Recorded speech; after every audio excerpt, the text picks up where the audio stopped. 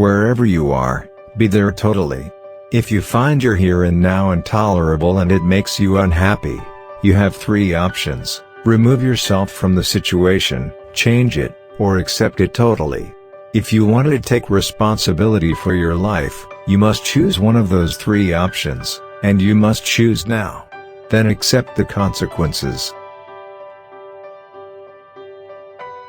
Realize deeply that the present moment is all you ever have. Make the now the primary focus of your life.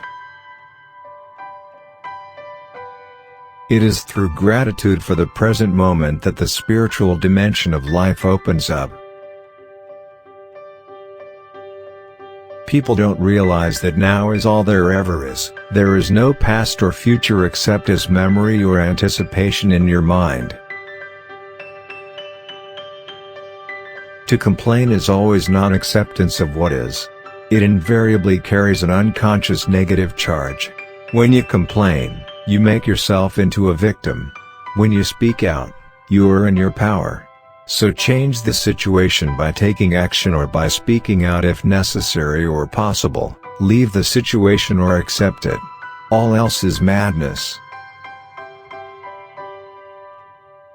Being at ease with not knowing is crucial for answers to come to you. In the stillness of your presence, you can feel your own formless and timeless reality as the unmanifested life that animates your physical form. You can then feel the same life deep within every other human and every other creature. You look beyond the veil of form and separation. This is the realization of oneness. This is love. Love is a state of being. Your love is not outside, it is deep within you. You can never lose it, and it cannot leave you. It is not dependent on some other body, some external form. Any action is often better than no action, especially if you have been stuck in an unhappy situation for a long time. If it is a mistake, at least you learn something, in which case it's no longer a mistake. If you remain stuck, you learn nothing. Jesus said, "The kingdom of heaven is within you."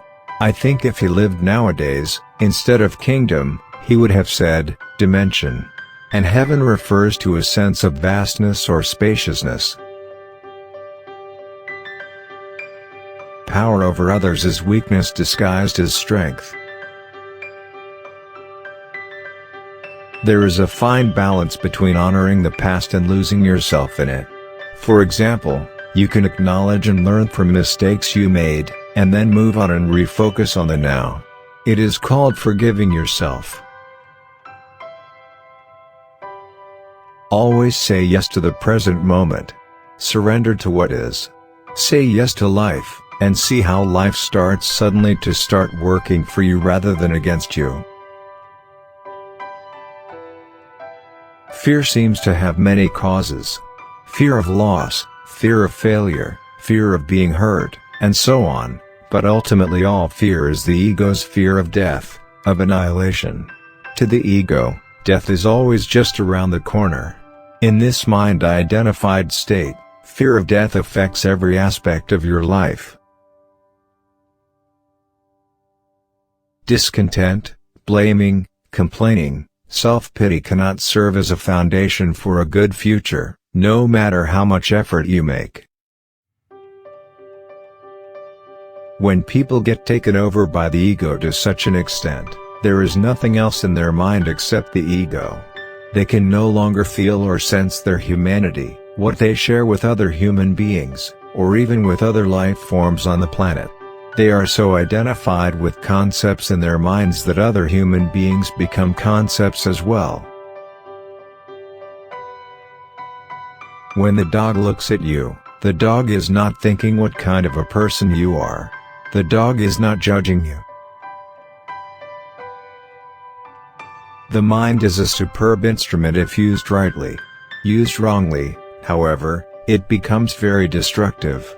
To put it more accurately, you usually don't use it at all. It uses you. The only thing you ever have is now. Most people treat the present moment as if it were an obstacle that they need to overcome. Since the present moment is life itself, it is an insane way to live. If small things have the power to disturb you, then who you think you are is exactly that, small. I don't believe in an outside agent that creates the world, then walks away. But I feel very strongly there is an intelligence at work in every flower, in every blade of grass, in every cell of my body.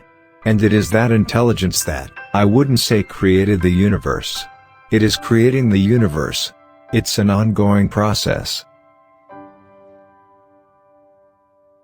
That is the real spiritual awakening, when something emerges from within you that is deeper than who you thought you were. So, the person is still there, but one could almost say that something more powerful shines through the person. The more you live in the present moment, the more the fear of death disappears.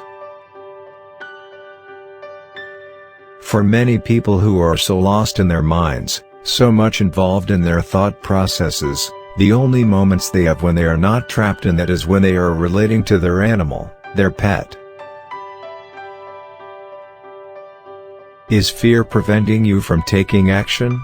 Acknowledge the fear, watch it, take your attention into it, be fully present with it. Doing so cuts the link between the fear and your thinking. Don't let the fear rise up into your mind. Use the power of the now. Fear cannot prevail against it. Dogmas are collective conceptual prisons. And the strange thing is that people love their prison cells because they give them a sense of security and a false sense of I know. Nothing has inflicted more suffering on humanity than its dogmas. In the egoic state, your sense of self, your identity, is derived from your thinking mind. In other words, what your mind tells you about yourself, the storyline of you, the memories, the expectations, all the thoughts that go through your head continuously and the emotions that reflect those thoughts. All those things make up your sense of self. I'm grateful for always this moment, the now, no matter what form it takes. Acceptance looks like a passive state, but in reality it brings something entirely new into this world. That peace, a subtle energy vibration, is consciousness.